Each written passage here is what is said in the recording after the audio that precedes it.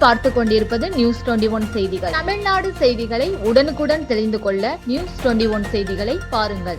ராணிப்பேட்டை மாவட்டம் ஆற்காடு அடுத்த திமிரி அருள்மிகு குமரகிரி தேவஸ்தானம் முருகன் கோவிலில் ஆற்காடு திமுக ஒன்றிய இளைஞரணி துணை அமைப்பாளரும் உதயநிதி ரசிக மன்ற ஒன்றிய செயலாளரும் பாபு ஹோட்டல் உரிமையாளருமான ஏஜே குருமூர்த்தி உமா மகேஸ்வரி தம்பதியினர் கிருத்திகையை முன்னிட்டு மாதந்தோறும் அன்னதானம் வழங்கி வருகின்றனர்.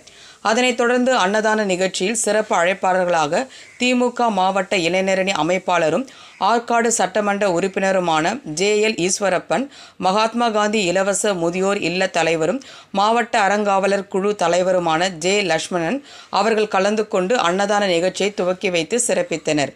அதனைத் தொடர்ந்து 4ஆம் மாத அன்னதான நிகழ்ச்சியில் சுமார் 500க்கும் மேற்பட்ட நபர்களுக்கு அன்னதானம் வழங்கப்பட்டது. முன்னதாக பூக்களால் அலங்கரிக்கப்பட்ட முருகப்பெருமானுக்கு சிறப்பு பூஜைகள் செய்து அன்னதான நிகழ்ச்சி துவங்கப்பட்டது. இதில் திமிரி குமரகிரி தேவஸ்தான முருகர் கோவில் தலைவர் வெங்கடேசன், முன்னாள் தலைவர் கேசவன், கோவில் நிர்வாகிகள் மற்றும் பக்தர்கள், பொதுமக்கள் என ஏராளமானோர் கலந்து கொண்டனர். நியூஸ் 21 செய்திகளுக்காக பாஸ்கர். கள்ளக்குறிச்சி மாவட்டம் சின்னசேலத்தில் சிறுமலர் மேல்நிலைப்பள்ளி, இதயா நர்சரி பிரைமரி ஸ்கூல், சிறுமலர் தொடக்கப்பள்ளியில் தமிழ்நாடு அரசு வழங்கும் நலத்திட்டங்கள் அனைத்தும் மாணவ மாணவிகளுக்கு முழுமையாக வழங்கப்படும். 1ஆம் வகுப்பு முதல் 8ஆம் வகுப்பு வரை தமிழ் வழி கல்வி முற்றிலும் இலவசம்.